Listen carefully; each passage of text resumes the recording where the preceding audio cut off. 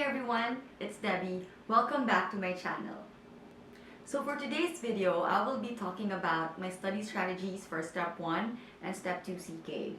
I know that my Step 1 score that I have shared with you in the previous video was quite subpar for international medical graduate. A lot of people told me that I will have a hard time matching, and it's a red flag because programs will definitely filter me out. But there was one person who told me that it's still possible. All I have to do is work twice, thrice, or even 10 times harder to boost my CV, to have a good US clinical experience, and to have a really good Step 2 CK score. And I use that to create a different study strategy that will work out for me. I will share with you what didn't work out for Step 1 and what I did to have a 40-point increase for Step 2 CK. And if you want to know, just keep on watching.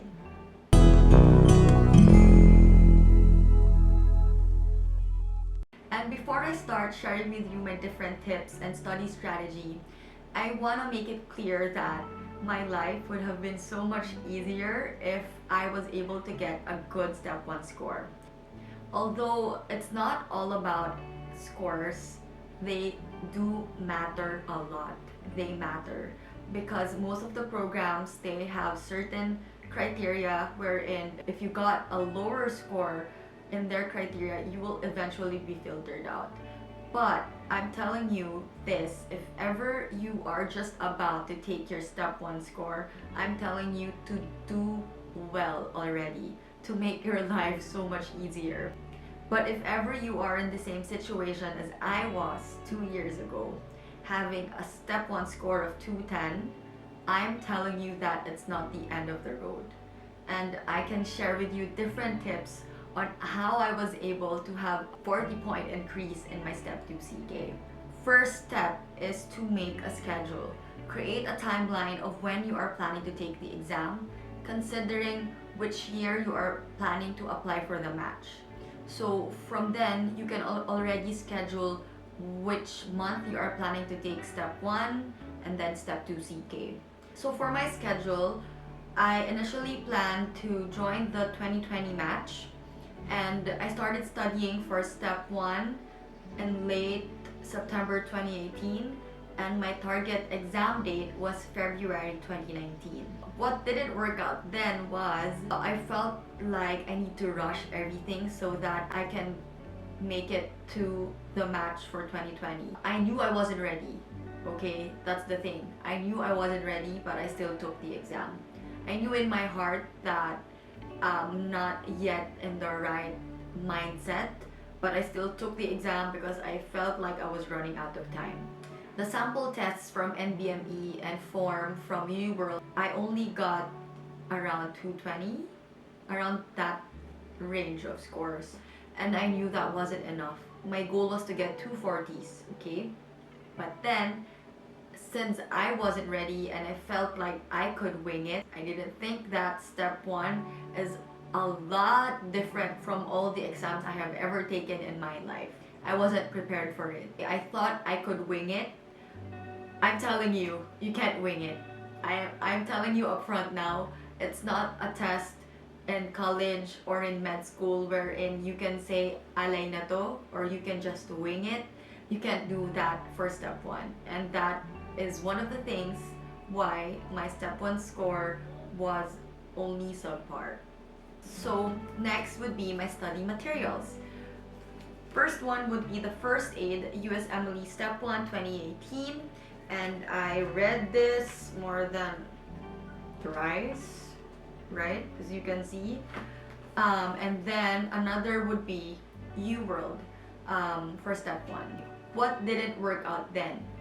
I spent most of my time studying First Aid, which is not a bad thing, but I didn't really spend so much time studying the review part on UWorld. I didn't build that endurance of taking 5 to 6 blocks a day continuously and then study at night. So that's what didn't work out for me, okay? If there's one thing that I could change if ever I'll be taking Step 1 again, is I should have spent more time on UWorld. I should have spent more time answering blocks consecutively throughout the day, and spend other days studying the review part and figure out why I got the wrong answers on my sample blocks. So that would be one of the things why my step 1 score was only subpar. Third, my study habit in medical school and in internship and PGI and taking the boards, I was a night person. I would burn the midnight oil and sleep at around 4 a.m. and then wake up late. So what didn't work out? It didn't work out because my exam was in the morning. I should have trained my mind, my body, actually my whole self to be working during daytime. Okay? Next would be the mindset.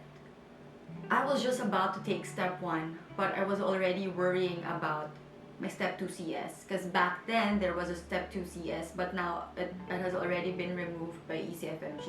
Okay? So I was just about to take step 1. I was already thinking about step 2 CS, about step 2 CK, of how I'll be able to get a US clinical experience. I was already thinking about that when in fact I haven't even taken my step 1 score yet. I forgot to stay in the present. Honestly, I don't think there's any problem about planning ahead, okay? Because naturally you have to plan ahead, especially if you are planning to match that same year, right?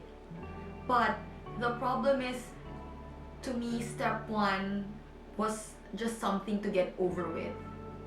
I didn't see it as an important step for me to learn, to look back on my basics and to, get on a good study strategy that could work not only for step 1 but for step 2 CS. That was a problem with me then.